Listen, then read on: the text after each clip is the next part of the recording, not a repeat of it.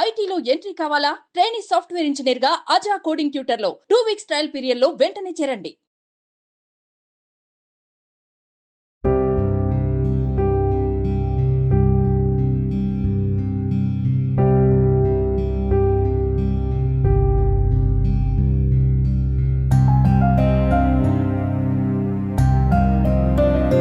నమస్తే, welcome to Suman TV. Nizamabad జిల్లాలో దారుణం చోటు చేసుకుంది.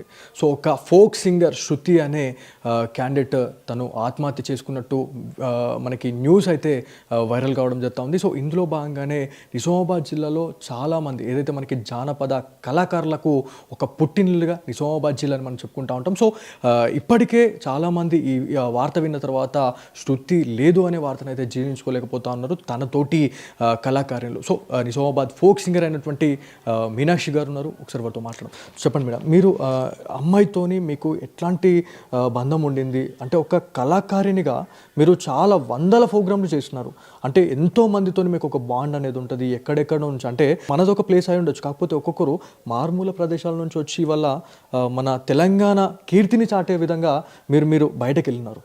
సో ఇవాళ శృతి చనిపోవడం అనేది అది ఆత్మహత్యనా హత్యనా అనేది చాలా మందికి ఉన్న డౌట్. సో దీని గురించి ఏం చెప్తారు మీనా మీరు?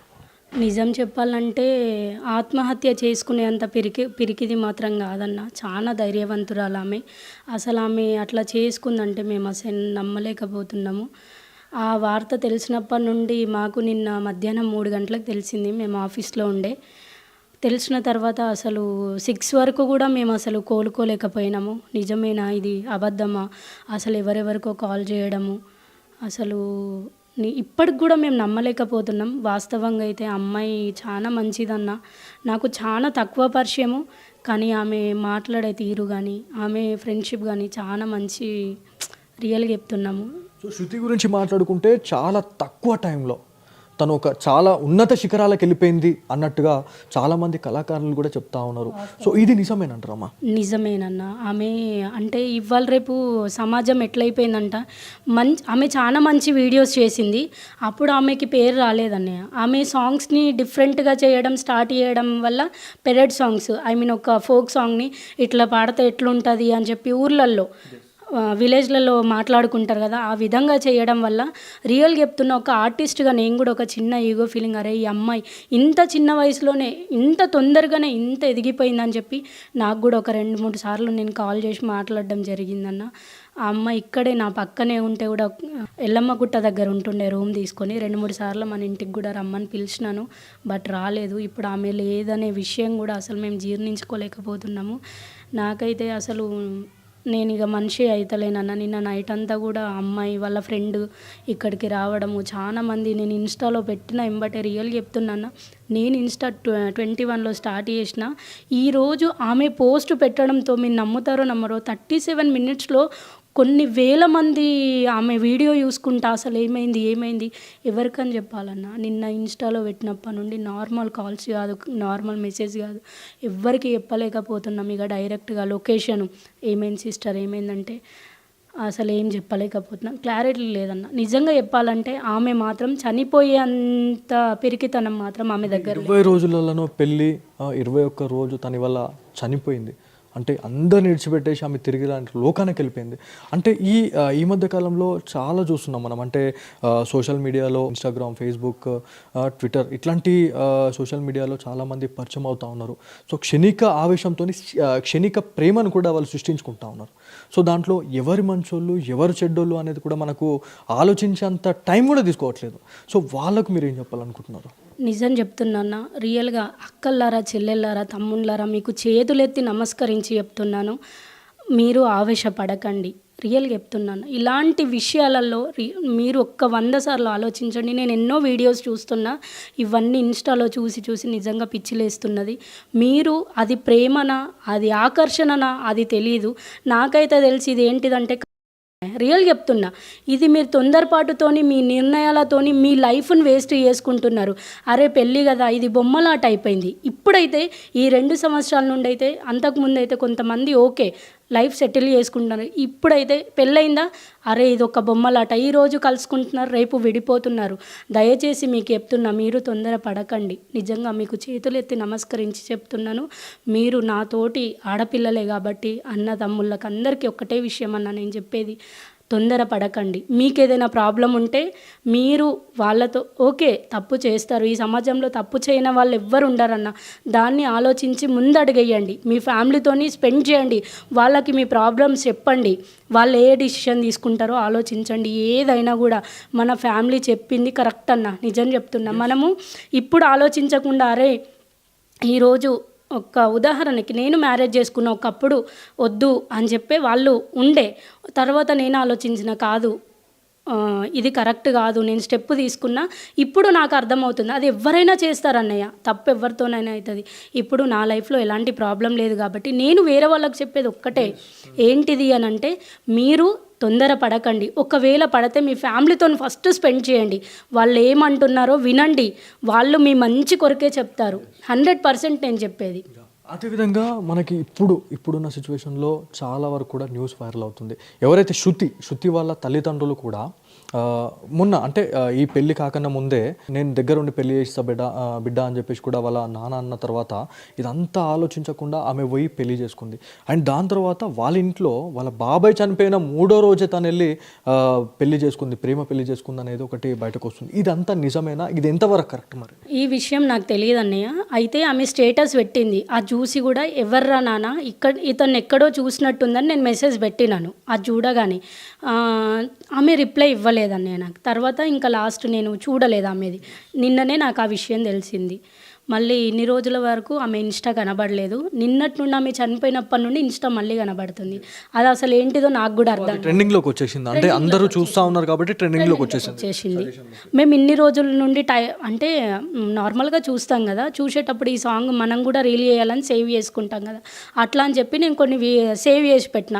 ఆమెది ఐడి కొడుతుంటే కూడా రాలేదు, బట్ ఈరోజు మాత్రం మొత్తం ఇన్స్టాలో ఆమెదే మొత్తం ట్రెండింగ్లో అయిపోయింది. ఎవరైతే దయా అనే క్యాండిడేట్ గురించి మాట్లాడుకుంటే తను ఒక కార్ డ్రైవర్ అని చెప్తా ఉన్నారు, సిద్దిపేటకి సంబంధించిన వ్యక్తిగా చెప్తా ఉన్నారు. అంటే అతన్ని ఎప్పుడన్నా అంటే మీరు చాలా ఈవెంట్స్ చేస్తూ ఉంటారు, చాలా ప్రోగ్రామ్స్, 100 ప్రోగ్రాంలు ఎన్నో చేస్తూ ఉంటారు, సో ఎక్కడికో వెళ్తూ ఉంటారు. దాంట్లో ఎప్పుడైనా ఒక్కసారైనా అట్లాంటి క్యాండిడేట్ ఎప్పుడైనా కనిపించడం జరిగిందా? ఒకరోజు ఈవెంట్కి వెళ్ళినప్పుడు మాత్రము ఆమెని తీసుకెళ్ళడం జరిగిందన్న. ఈవెంట్ అయిపోయినాక ఇంకా వస్తారు కదా తీసుకెళ్ళడానికి, పికప్ చేసుకోవడానికి వచ్చిండు అంతే అన్నయ్య. నేను ఒకటేసారి చూసిన, అంత పట్రుకలుగా అరే వీళ్ళిద్దరు లవర్సేనా అనేటట్టు కూడా లేరన్నయ్య. అతను ఒక వెరైటీగా ఉన్నాడు, ఈయన ఒక రేంజ్లో మంచిగా ఉన్నాడు, నీట్గా ఈ అమ్మాయి అనే ఆలోచన కూడా లేదన్నయ్య. అసలు వాళ్ళిద్దరు నిజంగా లవ్లో ఉన్నారు, ఆ విషయం కూడా తెలియదు. అంటే మీ దగ్గర కూడా ఫొటోస్ రావడం జరిగింది శృతికి సంబంధించినవి. తను ఆత్మహత్య చేసుకున్న ఆనవాళ్ళు చూసుకుంటే చాలా డిఫరెంట్ అనిపిస్తూ ఉంది. అంటే ఇది ఆత్మహత్య కాదు, ఇది ఒక హత్యలాగా కనిపిస్తూ ఉంది. సో ఇదంతా కూడా ఒకవేళ ఆత్మహత్య అయితే ఓకే, అంటే దాని గురించి ఏం మాట్లాడతారు అనేది పక్కన పెడితే, హత్య అయితే మాత్రం ఖచ్చితంగా మనం మాట్లాడాల్సిన అవసరం ఉంది. సో ఎట్లాంటి న్యాయం కావాలనుకుంటున్నారు మీరు? నేనైతే ఇప్పుడు అన్నయ్య, ఎక్కడైనా బయట దేశంలో ఏదైనా జరుగుతుందంటే ఫస్ట్ ప్రాణంకి ప్రాణం కోరుతారు.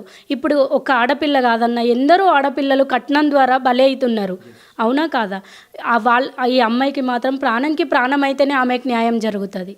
ఈ ప్లస్లో ఎవరున్నా సరే, ఏ ఆడపిల్లకి అన్యాయం జరిగినా ఖచ్చితంగా ప్రాణంకి ప్రాణమే తీసుకోవాలి, అయితేనే న్యాయం జరుగుతుంది మనకి, లేకపోతే న్యాయం జరగదన్నయ్య.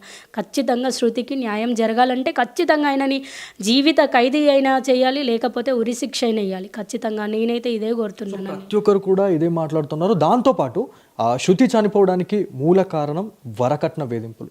సో వరకట్న వేధింపులతోనే తను ఇవాళ చంపేశారా, లేకపోతే తను ఆత్మహత్య చేసుకునేలాగా ప్రేరేపించారా అనేది కూడా చాలా మంది అడుగుతూ ఉన్నారు. సో దీని గురించి మీరు? తెలియదు అన్నయ్య, వరకట్నం గురించి అంటే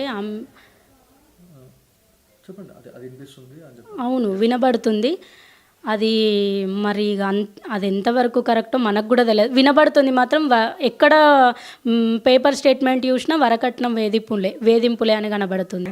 మీరు ఎప్పుడు మాట్లాడడం జరిగింది చివరిసారిగా శృతితోని మీరు గడిపిన టైం కావచ్చు, లేకపోతే ఇంటికి రమ్మని చెప్పేసి అంటే రాలేదు తను, అండ్ ఎల్లమ్మగుట్టలో తను ఉంది అని చెప్పేసి మనకు చాలాసార్లు కూడా చెప్పడం జరిగింది చాలామంది.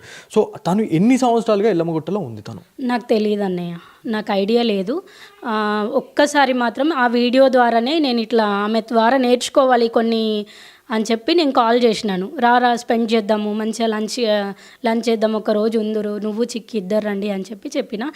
సరే అక్క వస్తా అని చెప్పింది. అదే అన్నయ్య నేను ఆమెతో మాట్లాడిన లాస్ట్ కాల్, అది కూడా ఒక 3-4 మంత్స్ కింద.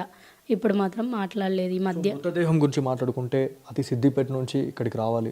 సో ఎవరెవరు వచ్చే అవకాశం ఉంది ఈ అంత్యక్రియలో భాగంగా? ఎవరెవరు జానపద కళాకారులు కావచ్చు, పెద్ద పెద్ద కళాకారులు ఎవరెవరు పాల్గొనే అవకాశం ఉంది ఈ అంత్యక్రియల్లో? చాలా మంది అయితే ఇప్పటికీ వచ్చి ఇక్కడ ఉన్నారు అన్నయ్య, చింతకుంట దగ్గర వెయిట్ చేస్తున్నారు. మీడియా వాళ్ళు మమ్మల్ని అయితే అసలు ప్రొద్దున్న నుండి 5 గంటల నుండి ఎక్కడ లొకేషన్ పంపించండి అని ఒక్కటే. డెడ్ బాడీ రాలేదు కాబట్టి మేము ఇంకా బయలుదేరలేదు. చాలా మంది ఇక్కడికి వచ్చి ఆల్రెడీ వెయిట్ చేస్తున్నారు. దాదాపు లేదన్నా కూడా 100 మంది కళాకారులు రెడీ ఉన్నారు అన్నయ్య, ఆల్రెడీ బయలుదేరిండ్రు, అక్కడ చేరుకుంటారు కూడా త్వరలోనే. కొంతమంది అయితే ఇక్కడ లోకల్ వాళ్ళే ఒక 100 మంది వరకు ఉన్నారు, వాళ్ళు మాత్రం ఇక్కడ వెయిట్ చేస్తున్నారు. ఇప్పుడు హైదరాబాద్ నుండి, మళ్ళీ నిర్మల్ నుండి చాలా మంది వస్తున్నారు, నల్గొండ నుండి, సిద్దిపేట నుండి కళాకారులు. ఆమెకు ఎవరెవరు పరిచయం ఉన్నారో వాళ్ళందరికీ ఇక్కడికి వస్తున్నారు ఇప్పుడు.